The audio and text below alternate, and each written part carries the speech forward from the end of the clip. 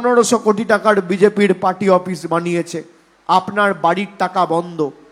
যেভাবে আমাদের কোথায় কোথায় লাইনে দাঁড় করিয়েছে, কখনো এসআইআর এর নামে লাইন, কখনো নোটবন্দির নামে লাইন, কখনো এলপিজি গ্যাসের দামে লাইন, কখনো নিজের অধিকারের স্বার্থে লড়াই করতে গিয়ে লাইন, কখনো লকডাউনের নামে লাইন। তাই আগামী 23 তারিখ লাইনে দাঁড়িয়েই কিন্তু জবাবটা দিতে হবে। কষ্ট হলেও, বৃষ্টি হলেও, ঝড় জল হলেও যেভাবে আমাদের অত্যাচারিত করেছে। একটা কথা আছে না হিন্দিতে, 100 সোনার কি এক লোহার কি। আমাদের যেভাবে অপমানিত অত্যাচারিত করেছে, আগামী 23 তারিখ এমন ভাবে কোপটা দিতে হবে যে বোতামটা এখানে টিপবেন আর ভূমিকম্পটা গুজরাটে আর দিল্লিতে হবে। জোড়া ফুলের বোতামটা এখানে টেপা মানে ভূমিকম্পটা গুজরাটে, মধ্যপ্রদেশে আর দিল্লিতে হবে। আমরা কি খাবো, আমরা কি পড়বো, বিজেপি ঠিক করে দেবে। বিজেপির নেতারা বলছে মাছ মাংস বাংলায় বিক্রি করা যাবে না। কারা মাছ মাংস খান একটু হাত তুলুন তো, একটু হাত তুলুন। কারা মাছ মাংস ডিম খান? খান। আমি আগে একবেলা খেতাম, এখন দুবেলা খাই বলার পর থেকে।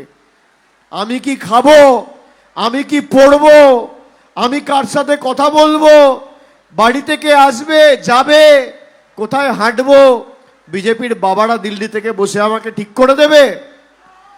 তারা দেশপ্রেমের কথা বলে। আজ থেকে দুদিন আগে পাকিস্তানের স্বরাষ্ট্রমন্ত্রী তিনি হুমকি দিয়ে বলছেন কলকাতা উড়িয়ে দেবো। সেই দিন প্রধানমন্ত্রী সভা করতে কুচবিহারে এলো। পাকিস্তানের প্রতি তার কোনো হুমকি বা পাকিস্তানের প্রতি কোনো জবাব তার সভা থেকে বা তার মুখ থেকে আমরা পেলাম না। তিনি আবার বলেন ঘাড় মে ঘুষকে মারুঙ্গা। আমরা চাই যে পাকিস্তান ভারতবর্ষের উপর আপনার সময়কালে জঙ্গিদের ঢুকিয়ে পেহেলগাম বা দিল্লিতে বিস্ফোরণ ঘটিয়েছে, সেই পাকিস্তান অধিগৃহীত কাশ্মীর ভারতবর্ষের অবিচ্ছেদ্য অঙ্গ। মোদিজি, আপনার বুকের পাটা থাকলে আপনি সেই ভারতবর্ষের জায়গাটা পাক অধিগৃহীত কাশ্মীর আপনি লড়াই করে দখল করুন। দেশের 130 কোটি মানুষ সমর্থন জানাবে। আপনি বলুন, পাকিস্তানের প্রতিরক্ষা মন্ত্রী বলছে কলকাতা উড়িয়ে দেবো, আর দেশের প্রধানমন্ত্রী চুপ।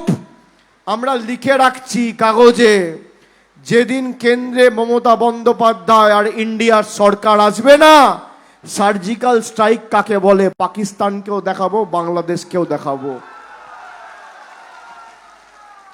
घर में घुस के मारना किसको बोलता है, वो पाकिस्तान को भी दिखाएंगे और बांग्लादेश को भी दिखाएंगे। আমরা দেশদ্রোহী আর তুমি দেশপ্রেমিক, আর পাকিস্তান থেকে বাংলাদেশ থেকে ভারতবর্ষকে হুঙ্কার দেওয়া হচ্ছে আর দেশের প্রধানমন্ত্রী চুপ।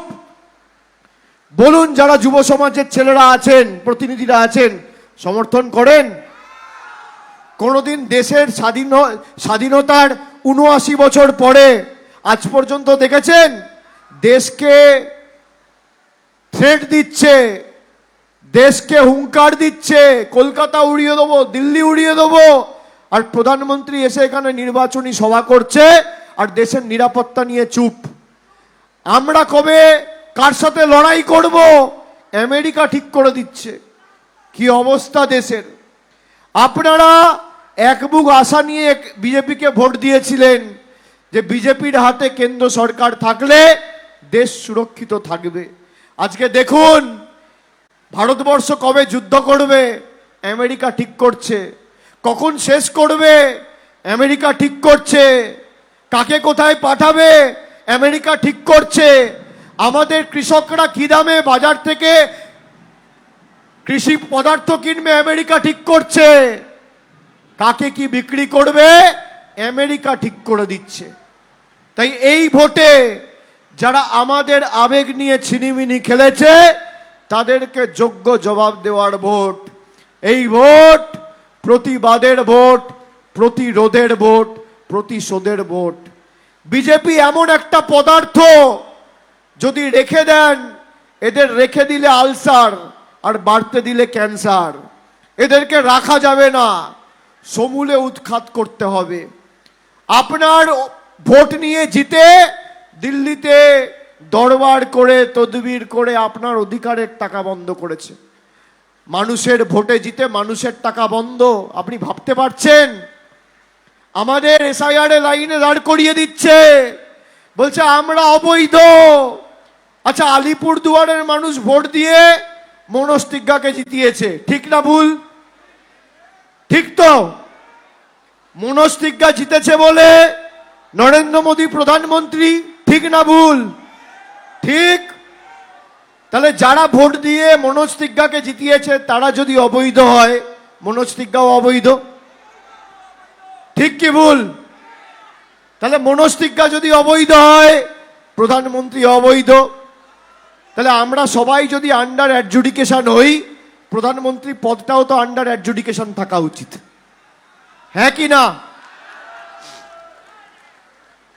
আপনি যার ভোটে নির্বাচিত তারা অবৈধ আর আপনি বৈধ, কি সুন্দর।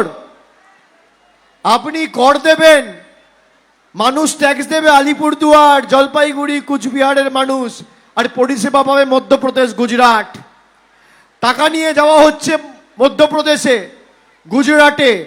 আজকের দিনে দাঁড়িয়ে আমাদের বকেয়া পাওনা 2 লক্ষ কোটি টাকা। আমাদের যারা বাংলাদেশি বলে, আজকে রাজবংশী ভাইয়েরা যারা আছেন, কারা রাজবংশী হাত তুলুন তো? কারা রাজবংশী আছেন হাত তুলুন। আপনাদের কাছে বিজেপির প্রকৃত চেহারা, আমি প্রকৃত স্বরূপটা দেখাতে এসেছি। বিজেপি বলে তারা নাকি রাজবংশী ভাষাকে স্বীকৃতি দিতে চায়। আমি একটা চিঠি আপনাদের দেখাচ্ছি। এই চিঠিটা গত 19শে ফেব্রুয়ারি, আজ থেকে 1.5 মাস আগে, আমাদের সরকারের তরফ থেকে কেন্দ্রকে লেখা হয়েছিল। রাজবংশী কামতাপুরী ভাষাকে যেমন রাজ্য সরকার স্বীকৃতি দিয়েছে, মর্যাদা দিয়েছে সরকারিভাবে, রাজবংশী ভাষাকে 8ম তফসিলে অন্তর্ভুক্ত করার জন্য 19শে ফেব্রুয়ারি আমাদের রাজ্য সরকার কেন্দ্রকে চিঠি দিয়েছে। এই হচ্ছে তার কপি, এই হচ্ছে সেই চিঠির কপি। এখনো পর্যন্ত কেন্দ্র সরকার কোনো সদুত্তর দেয়নি। রাজবংশী ভাইদের খালি মর্যাদা নয়, আসামের ট্রাইব্যুনালকে, ফরেনার ট্রাইব্যুনালকে কাজে লাগিয়ে এখানকার রাজবংশী ভাইদের এনআরসিতে এসআইআর এর নোটিশ দেওয়া হয়েছে। আপনারা দেখেছেন সেগুলো? যারা আমাদের উপর অত্যাচার করেছে তাদেরকে এবার ছাড়বেন। 5 বছর ধরে আমাদের বলেছে বাংলাদেশি, আমরা বাংলায় কথা বলেছি, আমাদের বলেছে বাংলা বলে কোনো ভাষা নেই। রবীন্দ্রনাথ ঠাকুরকে বলেছে রবীন্দ্রনাথ সান্যাল, পঞ্চানন বর্মাকে বলেছে পঞ্চানন বর্মন, স্বামী বিবেকানন্দকে বলেছে অজ্ঞ বামপন্থী প্রোডাক্ট। আমরা মাছ খাই বলে আমাদের বলেছে মুঘল, বলেছে বাংলা বলে কোনো ভাষা নেই, বাংলাদেশি ভাষা। জবাব দেবেন না বন্ধুরা? যদি বাংলাকে কেউ এতটুকু ভালোবাসে আর প্রকৃত বাঙালি হন, আমি মনে করি আর যাই হোক সে কোনোদিন বিজেপিকে ভোট দিতে পারে না। আমরা আমাদের ধর্ম বাড়িতে করব। এই যে আমি এতক্ষণ ধরে কথা বলছি, আমি ধর্ম নিয়ে কথা বলেছি, পরিসংখ্যান নিয়ে বলছি, কর্ম নিয়ে বলছি, কি করেছি তা নিয়ে বলছি, কি করব তা নিয়ে বলছি। আর বিজেপি কি বলে? ধর্ম নিয়ে। আমি মনে করি রাজনীতি হওয়া উচিত শিক্ষা, স্বাস্থ্য, কর্মসংস্থান, অন্ন, বস্ত্র, বাসস্থান। আর বিজেপির কাছে রাজনীতি হচ্ছে খালি জয় শ্রীরামের রাজনীতি। জয় শ্রীরাম, পেট্রোলের 100 টাকা দাম। জয় শ্রীরাম, রান্নার গ্যাসের 1000 টাকা দাম। জয় শ্রীরাম, জিরের গুঁড়ো 150 টাকা, জিরের গুঁড়ো 350 টাকা দাম। আমরা কোনোদিন ধর্ম নিয়ে রাজনীতি করি না। আমরা বিশ্বাস করি আমরা ধর্ম বাড়িতে করব, মন্দিরে করব, চার্চে করব, মসজিদে করব, গুরুদ্বারায় করব, কিন্তু আমি যখন মানুষের ভোটে নির্বাচিত, আমার একটাই ধর্ম, মানব ধর্ম, মানুষের পাশে দাঁড়ানো, মানুষকে পরিষেবা দেওয়া, এর বাইরে কিছু হতে পারে না। আর বিজেপি ধর্মের রাজনীতি করে। আমি বলেছিলাম যে এলাকার মানুষ যাকে সামনে রেখে ভোট দেবেন সেই ইস্যুই কিন্তু বাস্তবায়িত হবে। আপনারা দেখুন 2019, 2024 আলিপুর দুয়ারের মানুষকে জিজ্ঞেস করুন বিজেপিকে ভোট দিয়েছিলেন কেন, জিজ্ঞেস করুন, বলবে ধর্মের নামে, রাম মন্দিরের নামে। আমি ভুল বলছি? শুনতে খারাপ লাগবে। আপনারা জিজ্ঞেস করুন যে বিজেপিকে ভোট দিয়েছিলেন কেন, বলবে রাম মন্দিরের নামে। তাহলে আজকে রাম মন্দির হয়েছে? আপনি আপনার বাড়ির জন্য ভোট দেননি, আপনি আপনার সম্মানের জন্য ভোট দেননি। 2026-এর ভোট ধর্ম নয়, কর্মকে সামনে রেখে দিতে হবে, আপনার স্বার্থকে সামনে রেখে দিতে হবে।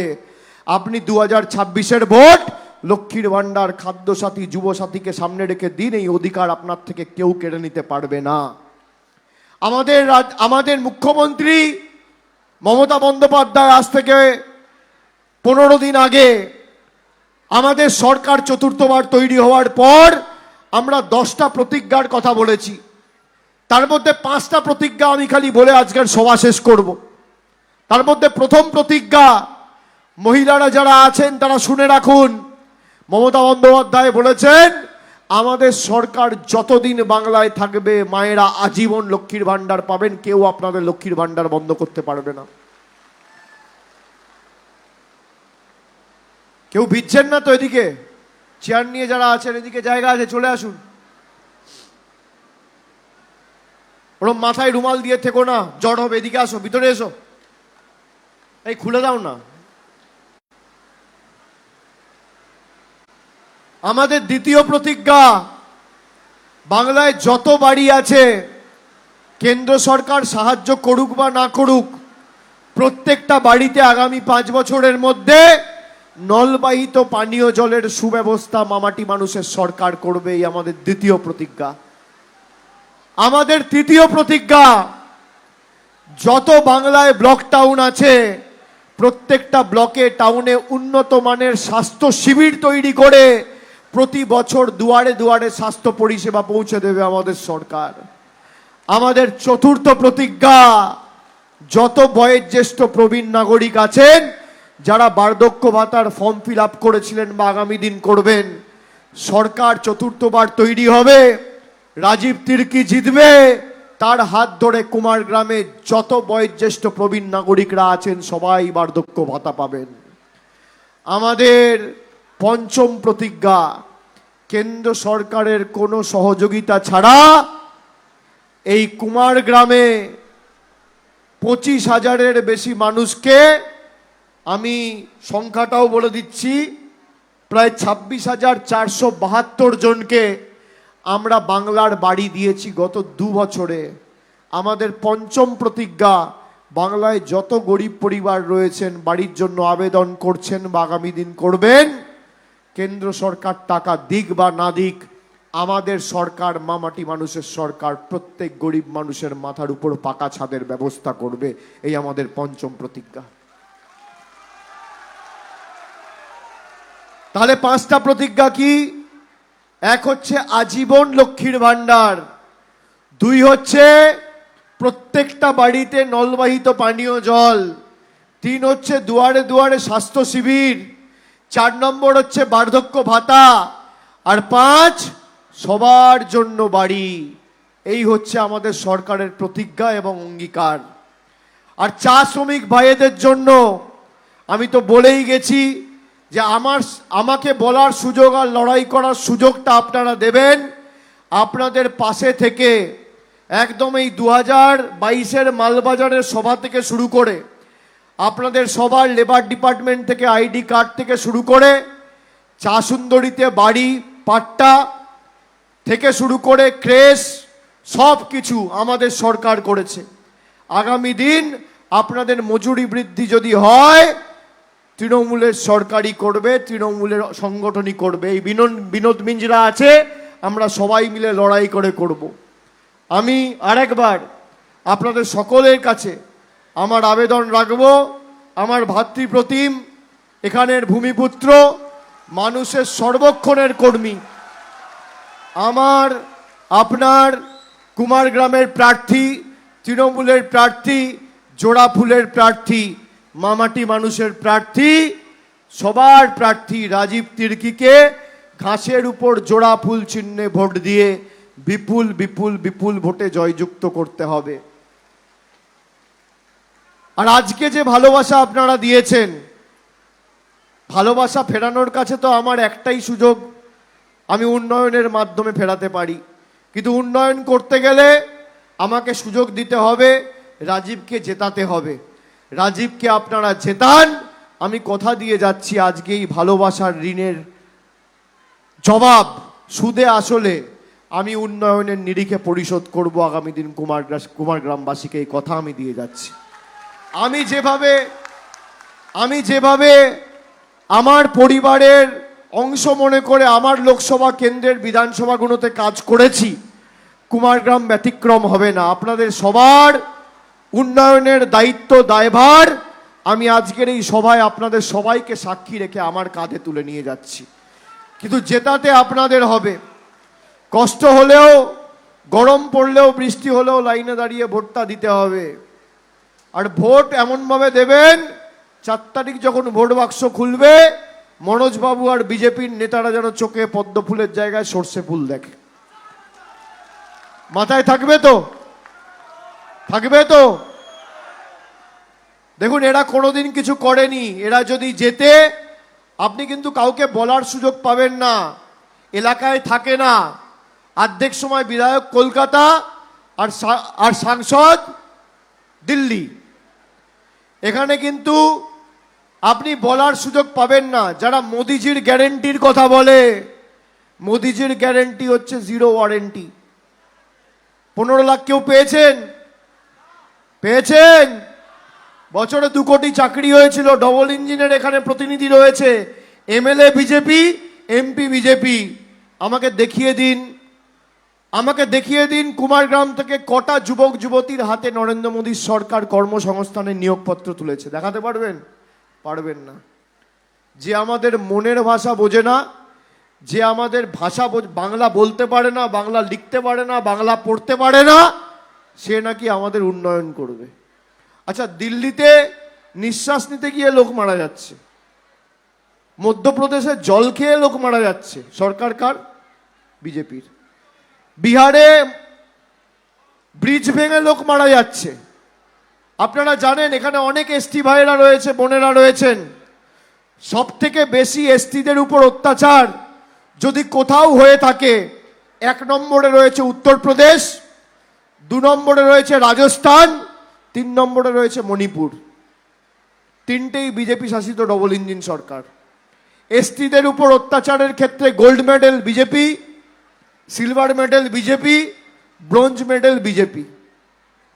আমার চ্যালেঞ্জ, এগুলো সব সংসদে, রাজ্যসভা, লোকসভার কোয়েশ্চেনের আনসার রয়েছে। তাই আমি, কি হয়েছে? নাম কেটে দিয়েছে? আপনি অ্যাপিল করেছেন? দেখুন, আমি এরকম সভা অনেকের সাথে হয়েছে। আমি আপনাদের অনুরোধ করব, যাদের নাম কেটে দিয়েছে আরো জেতান বিজেপিকে। আপনারাই তো জিতিয়েছেন, আলিপুরদুয়ারের লোকেরা। যদি তৃণমূল জিততো এখান থেকে, আরো জেতান। আজকে তৃণমূল কটা আসন পেয়েছে? 29। যদি কুচবিহার জিতেছে, আলিপুরদুয়ার, জলপাইগুড়ি জিততো, আর 3-4টে আসন বেশি পেত, এসআইআর হতো না। 10 লক্ষ হিন্দু বাঙালির নাম বাদ দিয়েছে। এই যে মহিলা দাঁড়িয়ে আমাকে বলছিল অনুপ্রবেশকারী মনে হয়, আমার চ্যালেঞ্জ নরেন্দ্র মোদীকে, আপনি বাঙালিকে বলছেন অনুপ্রবেশকারী। আপনি 20 মাস ধরে বাংলাদেশের প্রাক্তন প্রধানমন্ত্রী শেখ হাসিনাকে দিল্লিতে রেখে দিয়েছেন। আমার একটা প্রশ্ন, শেখ হাসিনা কি অনুপ্রবেশকারী না শরণার্থী? মোদিজি উত্তর দিতে পারবেন? উত্তর দিতে পারবেন? আপনি 20 মাস ধরে শেখ হাসিনা বাংলাদেশের প্রাক্তন প্রধানমন্ত্রী তাকে অবৈধভাবে দিল্লিতে রেখেছেন। শেখ হাসিনার স্ট্যাটাস কি? শেখ হাসিনা কি শরণার্থী না শেখ হাসিনা অনুপ্রবেশকারী? বিজেপির নেতাদেরকে জিজ্ঞেস করুন। যাদের নাম বাদ গেছে আমি হাত জোড় করে বলবো চিন্তা করবেন না, আপনাদের সবার অধিকার তৃণমূল কংগ্রেস রক্ষা করতে বদ্ধপরিকর। আপনি হিন্দু হন, খ্রিস্টান হন, মুসলমান হোক, যে ধর্মের হোক, মমতা বন্দ্যোপাধ্যায়ের সরকার আপনার অধিকার রক্ষা করতে। আমরা লড়ছি সুপ্রিম কোর্টে, আপনারা তো দেখছেন কোর্টের অবস্থা। বিচার ব্যবস্থা একাংশ এদের সাথে হাত মিলিয়ে দিয়েছে, মানুষ বিচার পাচ্ছে না। আমি লড়তে যাইনি, মমতা বন্দ্যোপাধ্যায় মানুষের হয়ে লড়তে গেছে। আমাকে যদি আমার বিরুদ্ধে বিচার ব্যবস্থা কোনো রায় দেয়, আমি বিচার ব্যবস্থার বিরুদ্ধে কোনোদিন কিছু বলিনি, কিন্তু মানুষ আজকে কোর্টে গিয়ে বিচার পাচ্ছে না। তবে আমার দৃঢ় বিশ্বাস, যে 27 লাখ লোকের নাম বাদ দিয়েছে, এই 27 লাখের মধ্যে 27 লাখ নাম আমরা তুলব, হয়তো একটু সময় লাগতে পারে। আপনাদের এরা চেষ্টা করবে এই ভোটে যাতে আপনারা ভোট না দিতে পারেন এবং গায়ের জোরে বিজেপি নিজেদের সরকার তৈরি করতে পারে। তবে এত লক্ষ লক্ষ মায়েদের আশীর্বাদ, তাদের ভালোবাসা, গরিব মানুষের চোখের জল কোনোদিন বৃথা যায় না। এর অভিশাপ বিজেপিকে সুদে আসলে দিতে হবে এবং জবাব বিজেপিকে চোকাতে হবে। আপনারা কেউ আতঙ্কিত হবেন না, কেউ ভীত সন্ত্রস্ত হবেন না। আমাদের সরকার তৈরি হবে।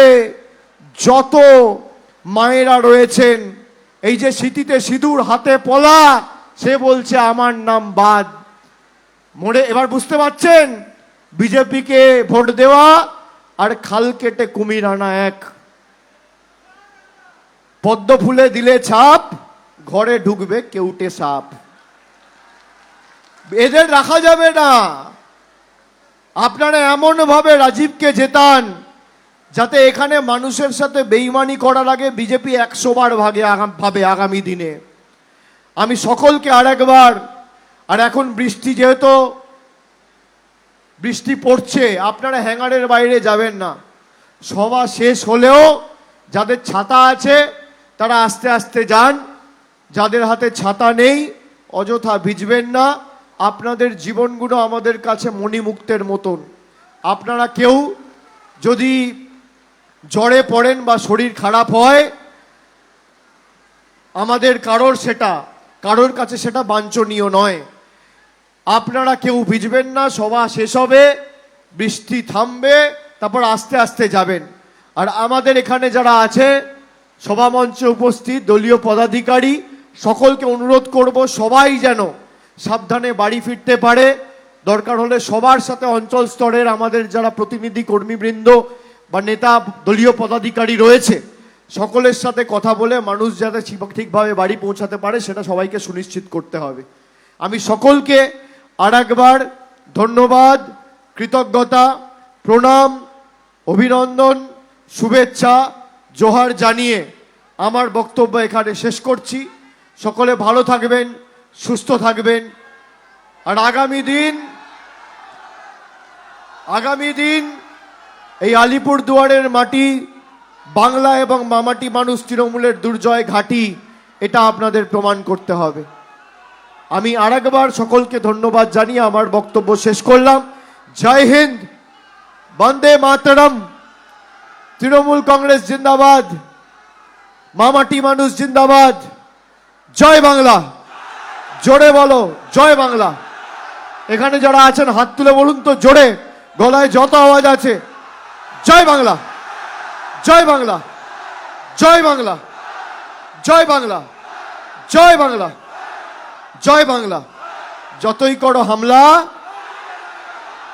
যতই করো হামলা, যতই করো হামলা, আবার জিতবে, আবার জিতবে, আবার জিতবে, আবার জিতবে, আবার জিতবে।